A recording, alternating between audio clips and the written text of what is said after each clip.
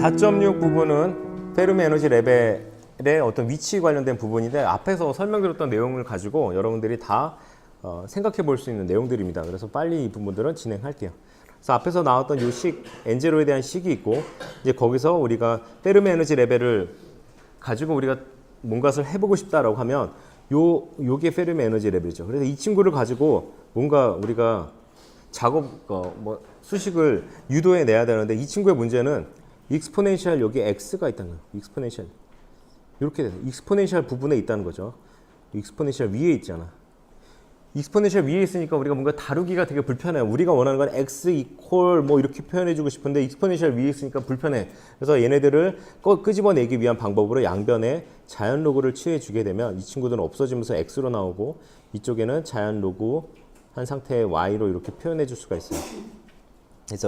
그래서 우리가 이렇게 자연 로그를 사용해가지고 이 친구들을 끄집어냅니다. 이렇게 끄집어내는데 이제 문제는 뭐냐면 여기서 n0 자. 이 식을 통해서 우리가 알고 싶은 거는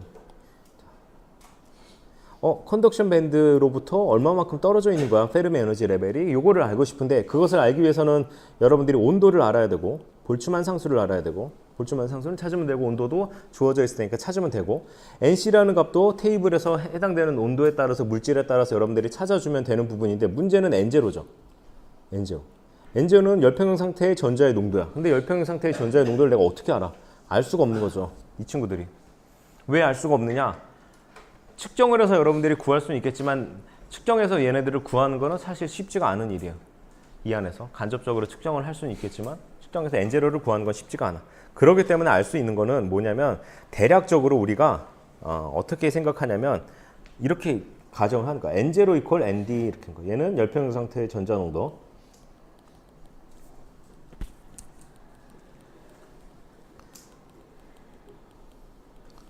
열평형 상태의 전자 농도는 근사합니다. 무엇과 근사하냐면 내가 넣은 불순물 농도. 지금 이 불순물은 도너 불순물이죠. 정확하진 않겠지만 내가 한 100개 정도의 불순물을 넣으면 한 100개 정도의 전자의 농도가 나오겠거니 라고 생각을 하게 되는 거죠. 자, 어떤 경우 그렇게 사용할 수 있느냐? 이 경우 그렇다는 거야.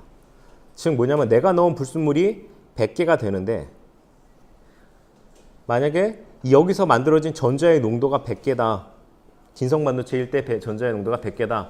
이렇게 되면은 야 이거 내가 불순물 100개가 넣어준 게 진짜로 얘네들이 이온화가 됐나 안 됐나 막 이렇게 고민하면은 오차가 엄청나게 많아진 거죠. 과연 야 이거를 플러스로 계산할 수는 없다고 했지만 대략적으로 한 200개가 진짜 만들어졌을까? 알기가 어려운 거죠. 그런데 만약에 어떤 경우는 우리가 예측해 볼 수 있냐면 불순물 진성반도체의 전자의 농도는 100개 얘네들이 불순물을 첨가하기 전에 근데 불순물을 얼마만큼 첨가를 했냐면 한 10만 정도 불순물을 농도로 불순물을 넣어줬어.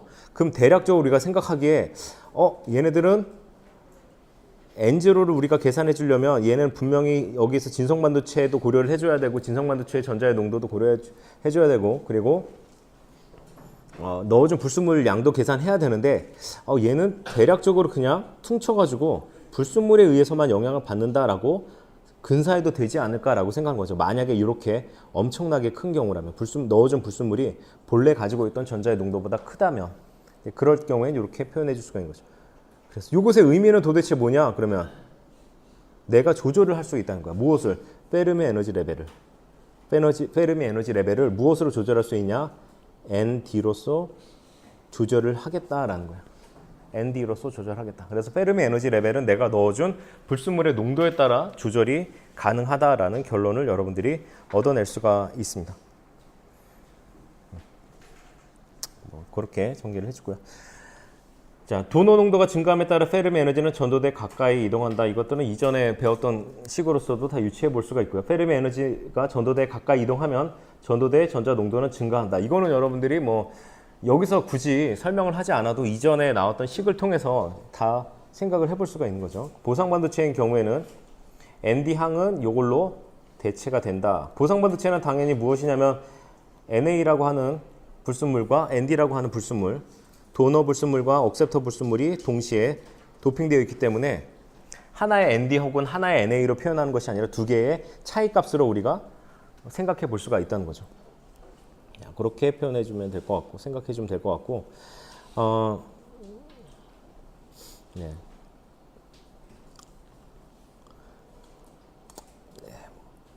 이런 내용들을 이렇게 좀 정리를 해주시면 될 것 같아요. P형 반도체에서도 마찬가지로 여러분들이 증명을 해주면 되고, 제가 말씀드렸던 내용과 똑같은 식으로 여러분들이 요 것들을 내용들을 한번 살펴봐 주시면 될 것 같습니다.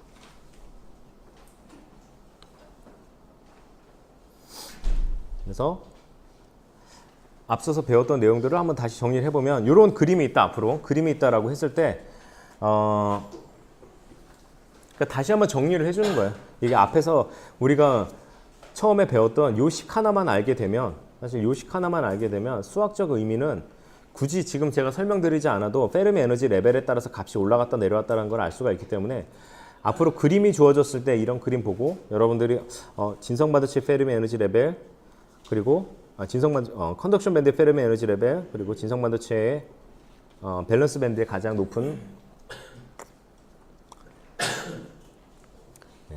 컨덕션 밴드의 가장 낮은 에너지 레벨 EC, 밸런스 밴드의 가장 높은 에너지 레벨 이렇게 주어지고, 진성 반도체 페르미 에너지 레벨을 약간 가운데 지점에 그림을 그려주면 여기보다 높다. 그럼 여러분 N형 반도체, 거기보다 낮다. 그럼 P형 반도체. 그렇게 생각해주고, N형 반도체는 당연히 N0가 P0보다 클 거다 생각해주고, P형 반도체는 P0가 N0보다 클 거다 이렇게 생각해주고, 이게 보상 반도체다라고 한다면 거기에 NA와 ND가 들어갔을 텐데 NA와 ND의 농도의 차는 이렇게 그 차이가 나겠다 이렇게 생각해주면 돼요. 당연히 N형 반도체는 ND가, 그리고 P형 반도체는 NA가 더 큰 값으로 들어가겠다 생각해주면 될 것 같고요. 보상 반도체 내용들은 이렇게 여러분들이 정리를 하시면 될 것 같습니다.